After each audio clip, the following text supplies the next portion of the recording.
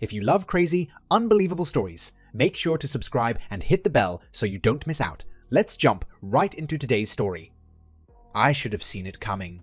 Life was too perfect, especially at that moment. It was a Friday night on a beautiful summer day.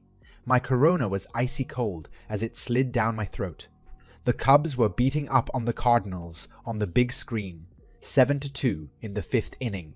My trusty German Shepherd, Rice, was lying to the side, curled up and mostly sleeping, only waking and opening his eyes a bit when I would let out a whoop of celebration over the success the Cubs were having. With the exception of the TV and my occasional shouts of joy, the house was quiet. My wife of 21 years, Tracy, was over at a neighbor's house, and my 18-year-old son and 17-year-old daughter were both spending the night over at friends' houses.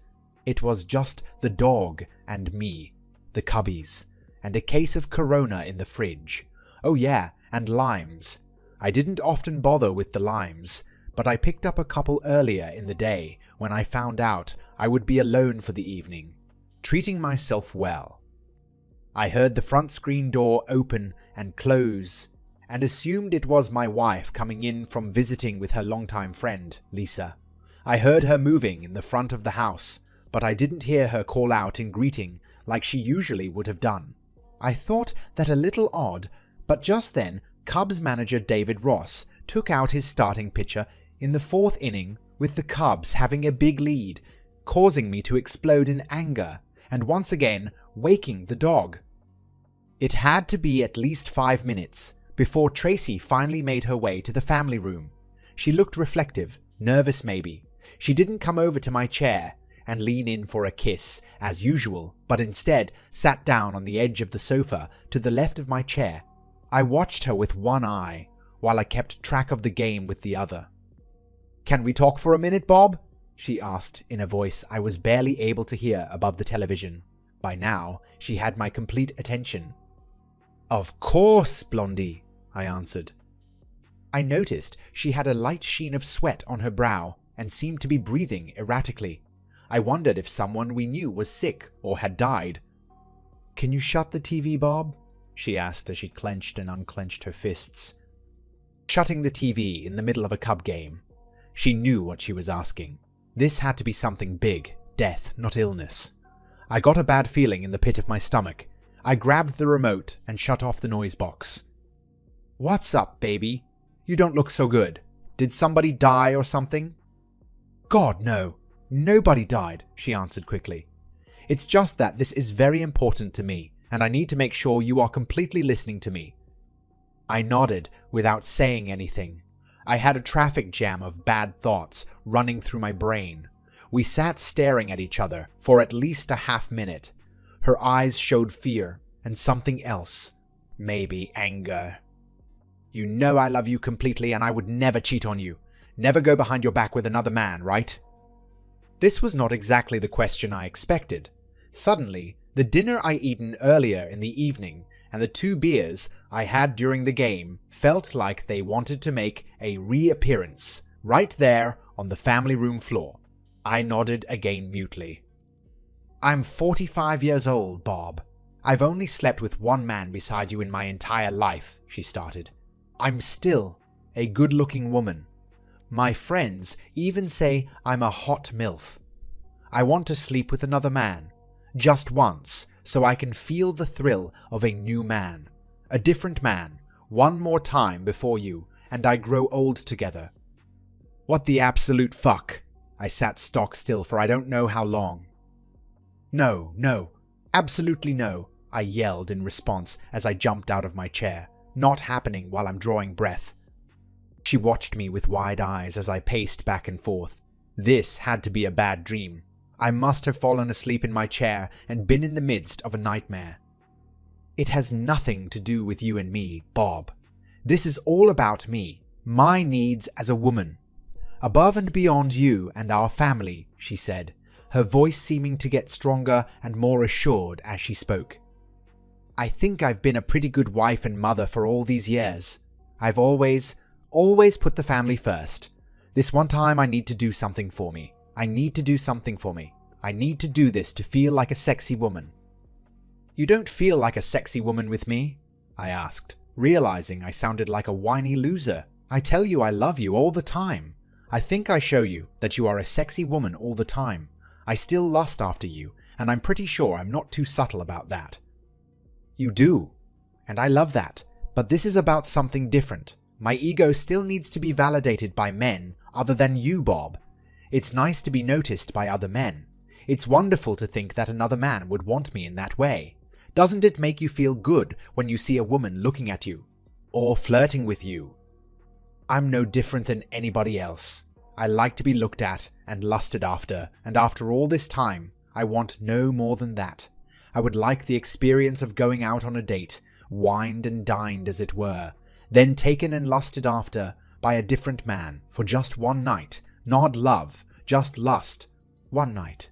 Then I would come home to you, and be yours, be a plain wife and mother for the rest of my life." "You're anything but a plain wife and mother to me, Blondie," I rejoined. "You're my everything.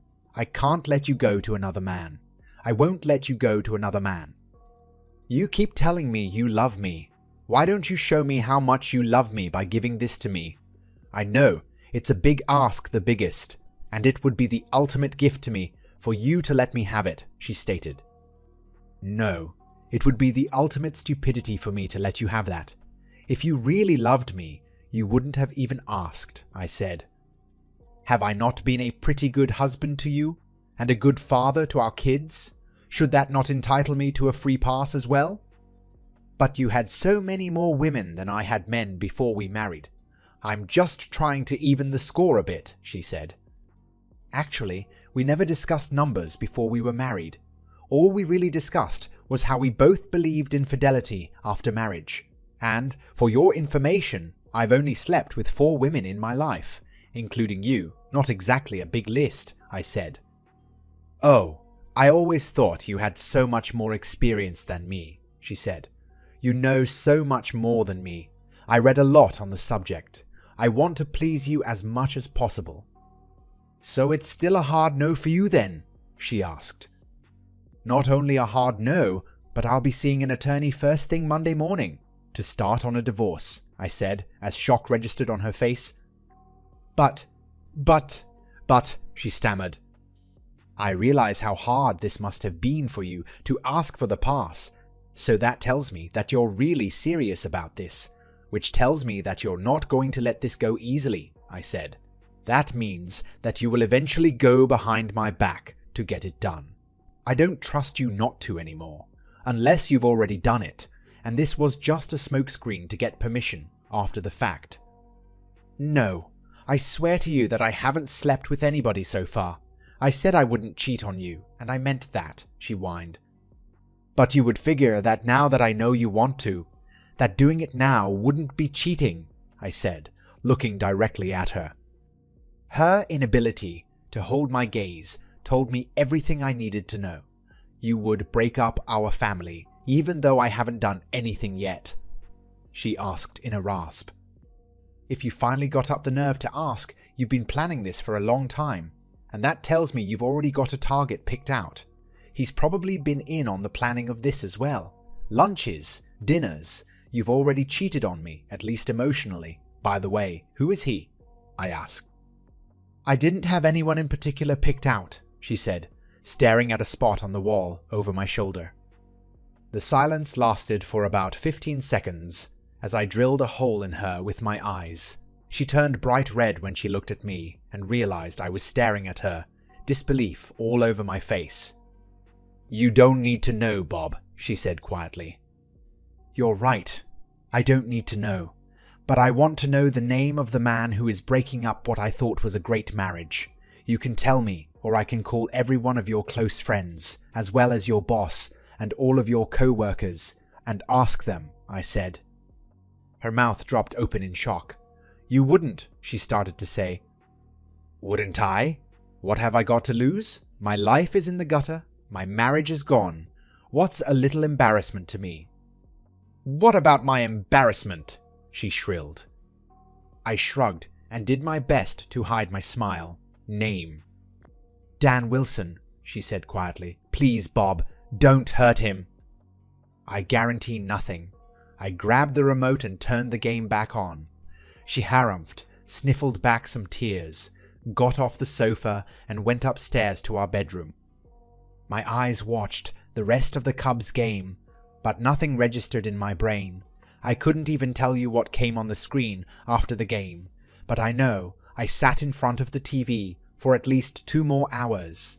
While I think I did a pretty good job of hiding most of my feelings from my wife, in reality, I was devastated. I had absolutely no clue my wife was planning on sleeping with another man. In retrospect, I suppose I should have seen signs of her dissatisfaction with me, or her life or whatever. In the last 3 months, Tracy had become somewhat distant with not only me, but also our children. In fact, my daughter, Sherry, was the first to notice, asking me if Tracy and I had had an argument of some sort. Intimacy between us had also fallen off, I had noticed. Sex 2 or 3 times a week had fallen off to once every other week, and not because I wasn't trying. I wondered if she wasn't going through some early changes. Then there were the phone calls being taken out of the room, something that had almost never happened until recently, in addition to the almost constant late evening texting. When I inquired about that, she claimed it was Lisa who was having problems with her husband, Jerry. That was more than interesting, because Jerry and Lisa lived just 3 doors down from us, and I had no clue they were having any problems. I spent the remainder of the weekend thinking hard about my options. I told Tracy that I was going to file for divorce as quickly as possible, but first I had to examine every aspect of my marriage and my family. I certainly could understand how another man could lust after my Tracy. She was beautiful when I met her when we were both 21, and at 45, she was only 10 pounds heavier, despite having 2 children. Her nice-sized balloons were matched by a tight ass, and her face made her look more like 35. I always wondered how I wound up with Tracy. She was clearly above my pay grade. It's not like I'm a troll or anything, being decent-looking, 5'11", 175, but guys who look like me don't often wind up with the prom queen, which she was just 3 years before as a high school senior. We were both in the same astronomy class at Purdue University in our junior years. I was taking it just for fun, while Tracy needed the course to fulfill her science requirement. I'm kind of a geek that way, and Tracy figured out pretty quickly that I would happily help her pass the class, science not being her forte. It was getting toward the end of the first semester, and we were in my dorm room, studying when Tracy leaned into me and kissed me hard on the lips. I kissed her back just as hard. "God damn, for most of the semester, I thought you were gay," Tracy said to me when we broke the kiss. "No matter what outfit I wore, you never seemed interested." "I was interested, girl, but I wouldn't have guessed it was reciprocal. I was just trying my hardest not to drool in front of you," I said. We were exclusive right off the bat. I wasn't very experienced sexually, but I guessed she was even less so because she never complained and seemed quite pleased with everything I tried in bed, courtesy of my voracious reading on the subject. While every other guy my age was watching porn, I was reading about the acts everyone was watching. It came in handy right from the start with Tracy. The second time we had sex, I made her pass out by touching her pussy. At first I was concerned, never having made any of my 3 previous partners lose consciousness, but I figured she was okay since she was still breathing. When she opened her eyes 2 minutes later, all she could mumble was, "I love you, Bob." We married 2 years after graduating. Our son came along 3 years later, followed by our daughter. We lived a pretty good life financially, as I was an IT guy and she was a banker when she was a banker when she returned to the workforce when our youngest went to school. Our son was now getting ready to attend Ohio State as a freshman in a couple of months, and our daughter was going to be a high school senior. In 2 short years, we were going to be empty nesters. We had been discussing plans for our future, including travel, for the last several months. I had loved this woman for almost 23 years. On the one hand, throwing that away for her asking for permission to cheat seemed overly harsh, but on the other hand, I had already noted that her getting to the point of asking to cheat was a major problem. I wasn't born yesterday. I knew if she was that desperate to ask to be allowed to cheat, she would be desperate enough to go behind my back, especially since she already told me about it and didn't look at it as cheating, even though I did. Of course, there was also the matter of her and Dan Wilson already having an emotional affair and planning this night of physical cheating together. Could I ever forgive that? I called a divorce attorney first thing Monday morning and had an appointment for that Thursday afternoon. Meanwhile, on the home front, Tracy tried her best to persuade me not to file for divorce. "We didn't do anything, Bob. We won't do anything," Tracy cried. "Because you don't want a divorce, or because you know it's wrong?" I asked. She wouldn't look at me or answer. "You still are hoping I'll change my mind and let you, aren't you?" That got me a hopeful look, which sadly sealed both of our fates. I had Tracy served 1 week after I met with my attorney. We lived in a no-fault state and made similar money, so the finances were easy. The kids were almost out of the house, so accommodations would be sorted as we went, with the non-custodial parent responsible for child support for 1 year. We would sell the house and split the proceeds. Boom, done deal, 21 years over. Not quite so fast. Tracy got a pretty sharp attorney who convinced the judge to order 4 counseling sessions, more if she felt it was necessary. The counselor, a mid-30s woman, had the same opinion that my kids and Tracy had. Since my wife didn't actually commit adultery, why did I feel divorce was my only recourse? I told the counselor the same thing I told Tracy and my kids, that I considered her request to have sex outside of our marriage to be tantamount to breaking our vows. Because of that, I no longer trusted her as a marriage partner. I might still love her to some extent, but I couldn't stay married to a woman I couldn't trust. "But I will never try something like that again, Bob. I don't need anybody but you. Please," she pleaded over and over again for most of the 2 sessions. "You're never going to change your mind, are you, Mr. Rasmussen? I can see it in your eyes," the counselor said toward the end of the 2nd session. "I'm going to end this farce and tell the judge to let the divorce proceed unhindered. My personal opinion doesn't count, but I'm still going to give it to you. I think you're making a monumental mistake here. Your wife hasn't cheated on you, at least physically, so it seems like you would welcome marriage counseling to keep your long-term marriage. Your wife seems willing to make whatever concessions you want to keep your marriage and your family." I know, I grimaced and sighed. I loved Tracy to death. I didn't make this decision by flipping a coin. "There's the difference between the way you and I look at things, Dr. Baker. You called it a concession. I don't think her promising to be faithful is a concession.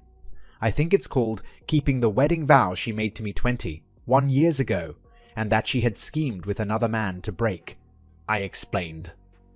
My in-laws practically went apoplectic when Tracy told them about the divorce. My mother-in-law called me the next day and shrieked invectives for a good 15 minutes, taking just one breath in that whole diatribe. She started to scream right after I said hello. My father-in-law, who was always the more rational one, took the phone from her while she was still screaming.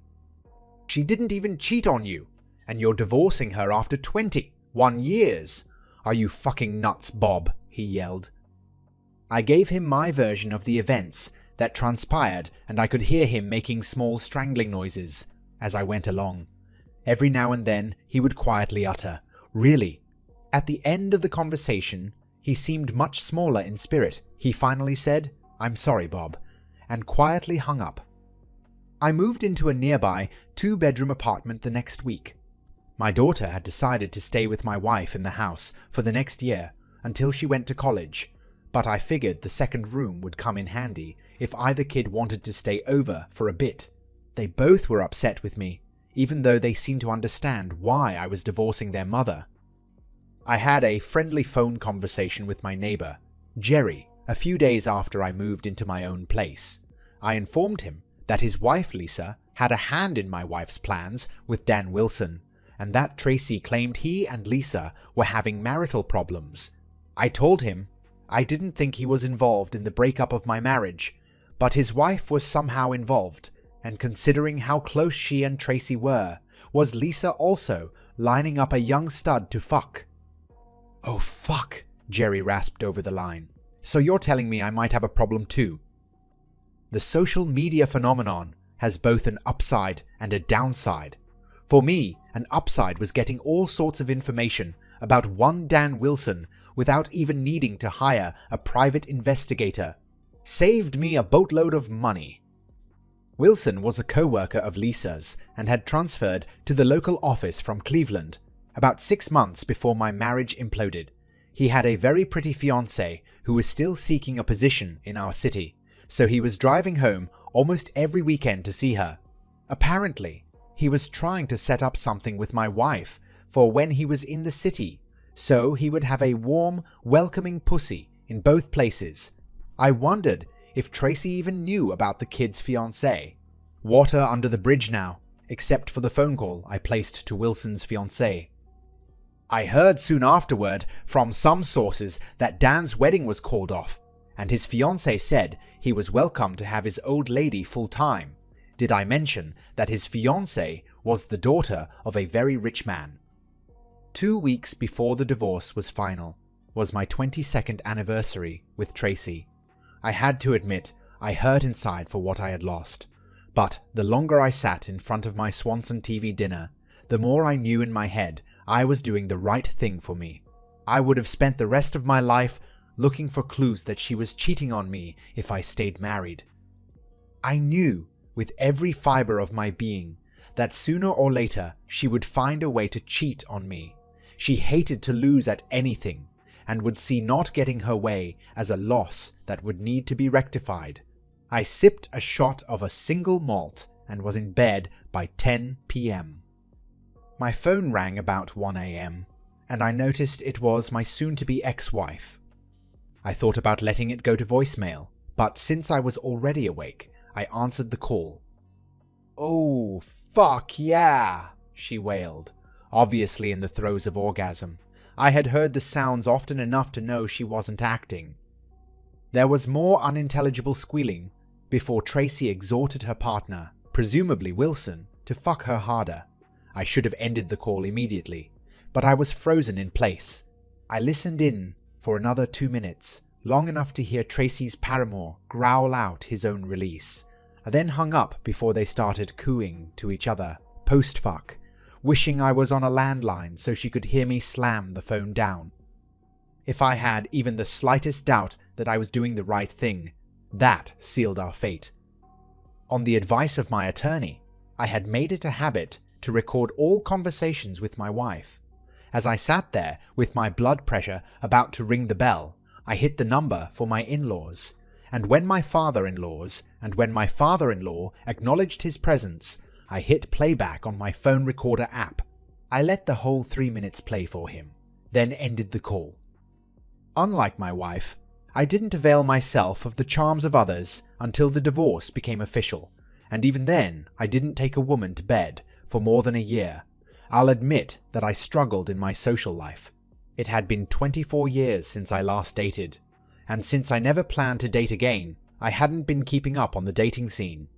That proved to be a disastrous strategy, because the dating world certainly passed me by like a freight train on speed. I knew some of my reluctance to date was in my head. I was afraid of being blindsided again.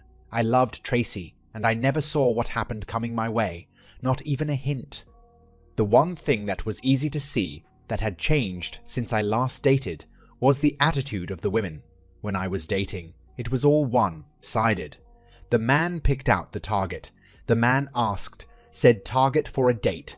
If said target said yes, the man chose the activity and paid for everything. Nowadays, women seem to be the hunters almost half the time, or at least have thoughts on how the date should go.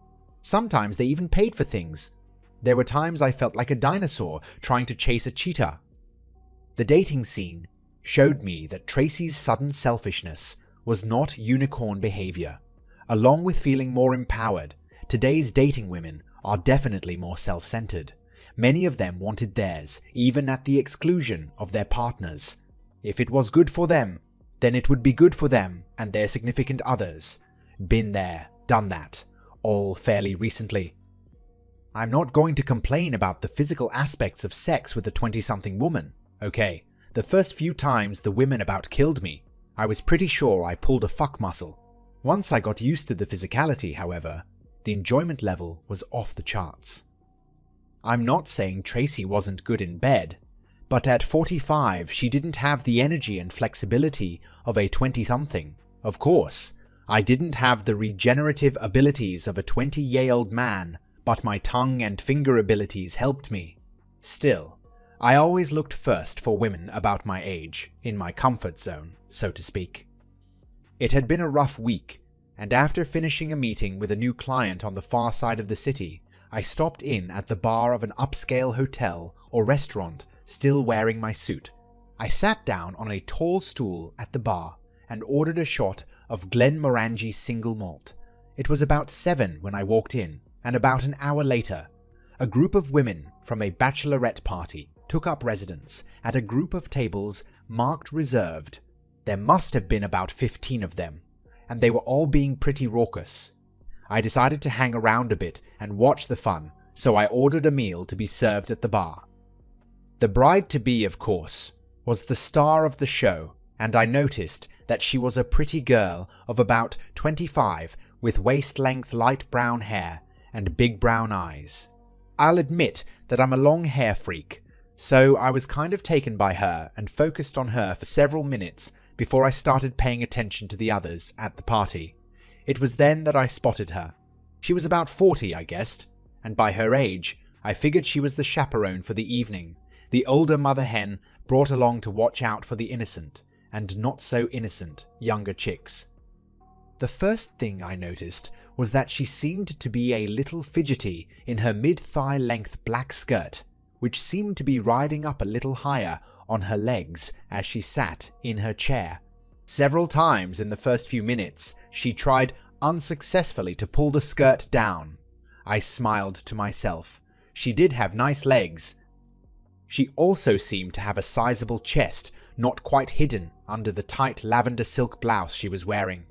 The blouse was kind of a V-neck, with the opening coming down to the middle of her large breasts and showing that her alabaster skin wasn't often exposed to the sun. When she wasn't worried about the length of her skirt, she was gazing down at her boobs, I'm guessing to make sure that not too much creamy skin was showing. Her whole outfit was probably a little young for her comfort, and I guessed that it was put together for her by one of the younger women in the group. I gave some mental kudos to whoever picked it out and persuaded her to wear it.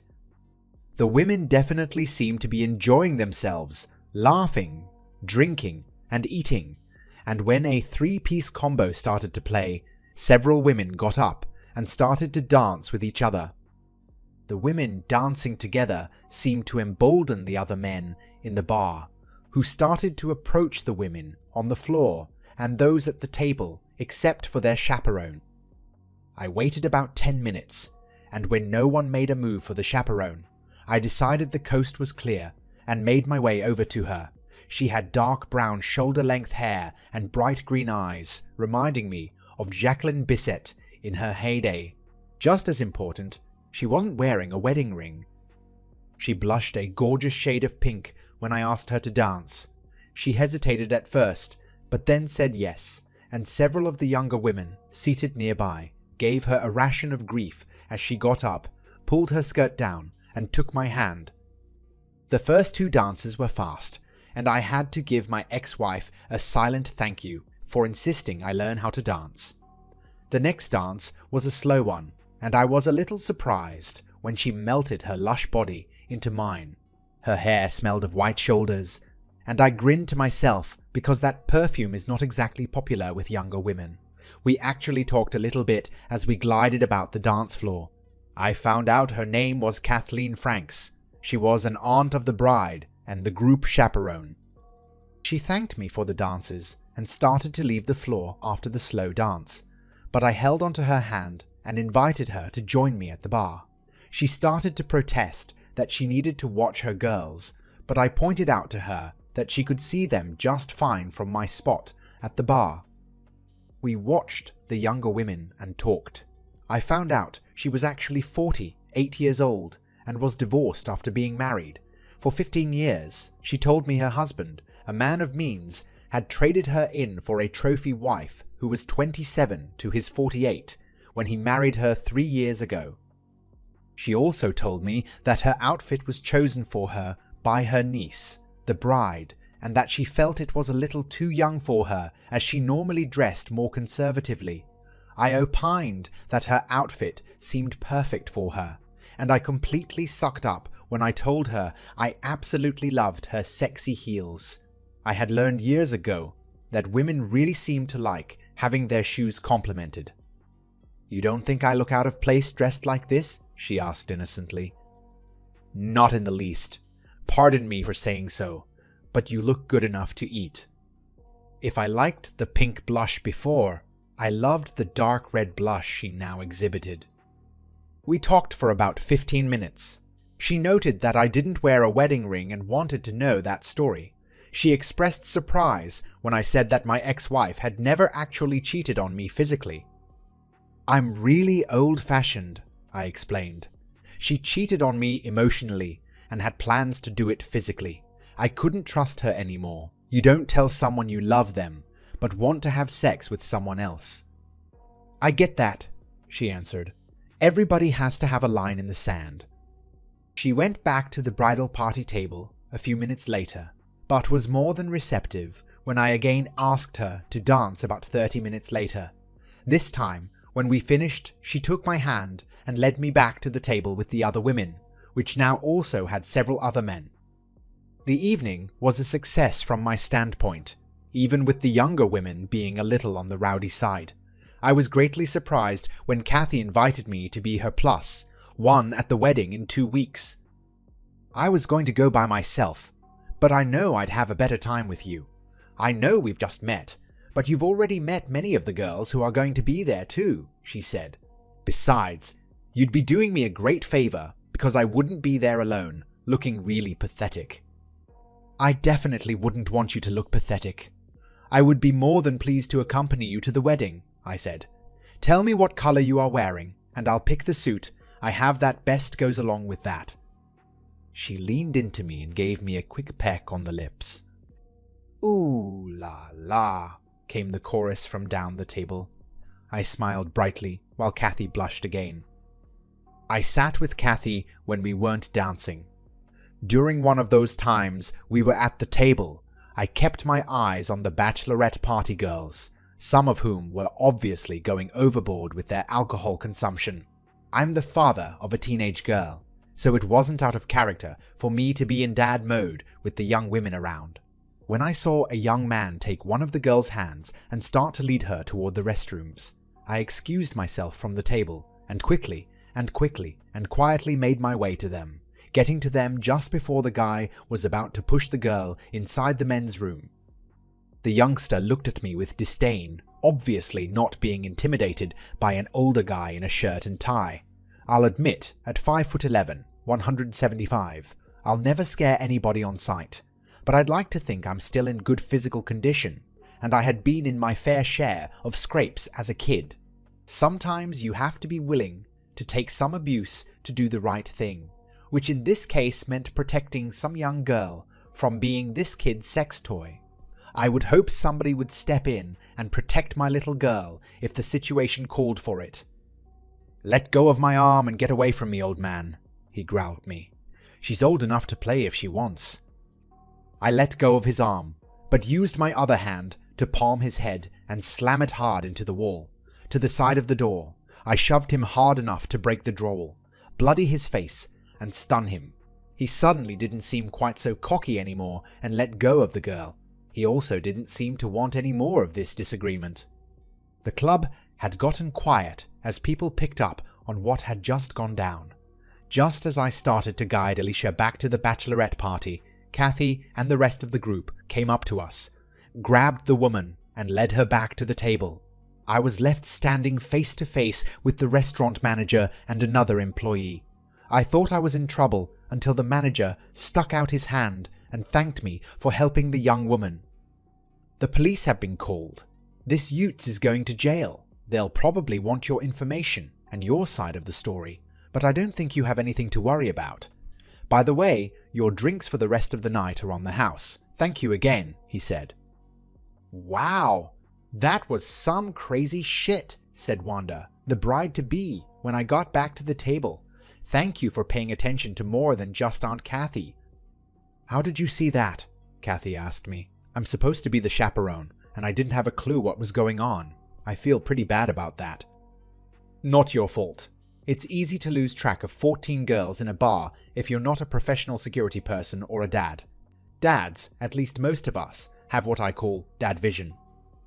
I talked and kibitzed with the women at the table until they decided to leave and go somewhere else for the remainder of their evening. I gave Kathy a soft kiss on the lips as we said goodnight, feeling pretty good about myself and having her digits in my phone. "Get a room," one of the girls said to raucous laughter from the group. I licked my lips softly and tasted Kathy's lipstick as I watched the women leave the restaurant. I took my drink back to the spot at the bar I had earlier occupied. "That seemed to work out pretty good for you," the bartender chuckled as I sat back down. "Who knew?" I laughingly replied. "A bachelorette party. Give me one for the road so I can celebrate my good fortune before I go." My new best friend, Sion the bartender, earned himself a double sawbuck as a tip for the night. Kathy's dress for the wedding was light blue, so I wore my dark blue pinstripe suit, which I consider to be my own the room suit. I thought we made a handsome couple, as did several of her relatives at the wedding. Several people came up to me at the wedding and thanked me for looking out for Alicia. Apparently, the bride had spent the previous 2 weeks telling everybody who would listen that I was some kind of a hero. Heroic and handsome. What a great combination, said Kathy's sister, Donna Fulham, the mother of the bride, as she glided up to us to introduce herself to me before the wedding. "Thank you for helping the girls a couple of weeks ago, and for making my sister look like she has gotten better taste in men." I also met Kathy's 24-year-old daughter, Marissa, and her fiancé, Ben. "Well, at least one of my parents doesn't troll for dates at an elementary school," Marissa said upon meeting me. "Dad's absolutely going to hate you if you stick around long enough to get introduced to him." By the time the reception was over, I knew Kathy and I would go the distance. I introduced her to my kids a month later. My son took to her quickly. My daughter was a bit standoffish. She was still somewhat pissed at me for divorcing her mother, even though Mom didn't even cheat on you. My son got it though. He had a serious girlfriend, and we had the full discussion on fidelity and what it meant to each of us one night. My wife, Kathy, and I retired several years ago. We celebrated our 25th anniversary with an Alaskan cruise. With the help of a daily Cialis and Astroglide, we make love every morning before we shower and get on with our lives. At our age, it's more about connecting than it is about sex. All 3 of our children are married and doing well. We have a total of 6 grandchildren. I've only talked to my ex-wife maybe a couple dozen times since our divorce, counting our kids' weddings and Christmas holidays. She's been married and divorced a 2nd time. My kids tell me she blames me for her life being what it is. "I never actually cheated on him," she still tells them. Some people just don't get it. That's the end of this story.